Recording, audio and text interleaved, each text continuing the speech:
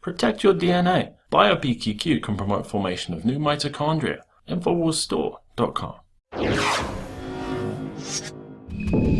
Well, this morning we learned that the FBI was looking into Trump's alleged ties with Russia. They did investigating for much of the summer, actually, looking for financial connections with Russian financial figures. They were looking for people involved with the hacking of the computers with the Democrats there, and also scrutinized advisors of Donald Trump. And they said, look, we have found no link. But it turns out now we're learning that a lot of Hillary Clinton's key advisors are also the focus of a major FBI investigation. Margaret Howell joins me now. So what are we seeing here with this, 5 separate FBI cases? Isn't this crazy? So the FBI, they're probing 5 entities surrounding Hillary Clinton, of course, whom Abedin is number one. They're looking at her. Possibly she's committed perjury. That would be one aspect of this. And more on that. Terry McAuliffe is perhaps the biggest bombshell in this information, because the claim that he sold access to the Chinese for access to Hillary Clinton, that we saw this policy change in relation to money being changed hands. They're looking at his involvement with a Chinese investor named Wang Wenliang currently, and this is going to be one of the biggest stories of 2017. It's under wraps now. Very corrupt Virginia governor and very close to the Clintons. He was the guy that gave $600,000 of his own money to Jill McCabe, the wife of the deputy director investigating Clinton. So more on him, and it's trickling out. Also, Cheryl Mills, who cut that deal with the FBI for criminal immunity to go ahead and hand over what she had.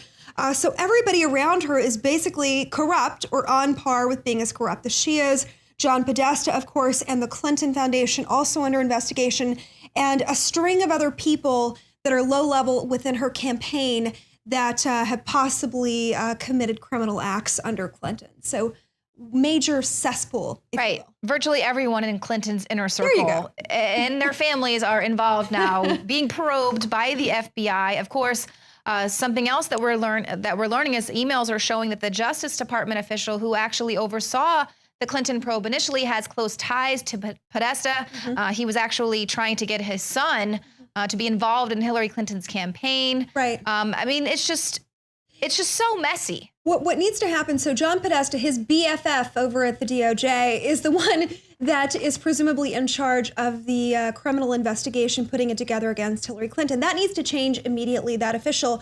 But look, Leanne, we've seen this unsuccessful attempt by the Democrats. They're jumping ship like rats. Nobody wants to touch her anymore. She's become a pariah, Leanne, of sorts. Exactly. Like this. Well, they were kind of seeing the writing on the wall back in 2015, in fact. Podesta was telling Cheryl Mills, we're going to have to dump all of those emails. Better to do it sooner rather than later. Right. They're all kind of joking about her other aide, Neera Tanden, said, whoever told Clinton she could use the server should be drawn and quartered. Within her inner workings, they know there's going to be some major trouble. And they're like, how can we clean this up? Even the president's come out saying, I didn't know she had this private email. And they're like, why would he say that? Of course he emailed his top official. What a blatant lie, which is also a felony to go on national television and say I didn't have any knowledge when clearly you had knowledge, because we have written confirmation that you had knowledge. This unsuccessful tired narrative they've been using. The KGB is after our democracy. We even heard James Carville. I thought he was having a stroke on mainstream media today.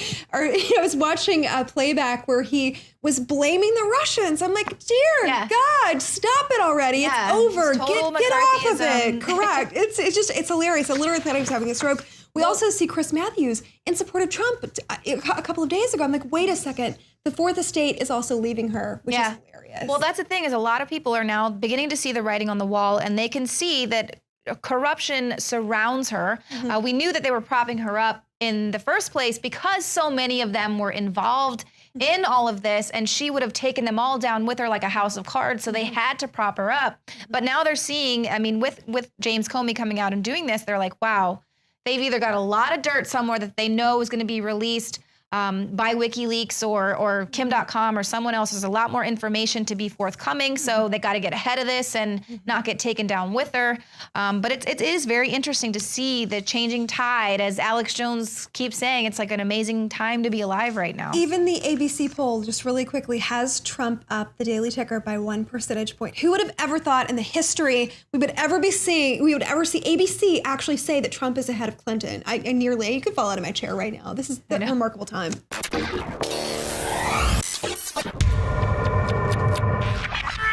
My fellow Americans, my fellow humans on planet Earth, there is an epic, legendary awakening of nationalism and populism happening from the Brexit to the Donald Trump phenomenon to Russia pulling out of the New World Order and arresting the bankster oligarchs. Humanity's will for self-determination and freedom is expressing itself. The great classical liberalisms of Thomas Jefferson and Francis Bacon are reawakening right now. And it's because of the historical times we live in that Infowars is going to embark on an unprecedented 52-hour broadcast. We've done 24-hour broadcasts before, but we've never gone 52 hours. This Monday, from 11 a.m. Central, right through Tuesday, right into Wednesday, when the Wednesday show ends at 3 p.m. Central, we will broadcast for an unprecedented, legendary, over-the-top 52 hours live. The second great awakening is taking place. We are in the dawn of a new era of renaissance, of rediscovery and human liberty. Donald Trump, the Brexit, Infowars, Matt Drudge, Breitbart, WorldNet Daily, and so many others are only one small manifestation in the fire of liberty that is now exploding across the globe. Most people just discovered there's a war going on for their minds. Yes, in the last 50 years, it's a new kind of war, mind war. We have truth, the globalists have lies. And as the sleeping giant awakens, the terror in the globalist psyche only intensifies. Join us and spread the word about the awakening. It all kicks off this Monday, November 7th, 2016 at 11 a.m. Central at Infowars.com/show.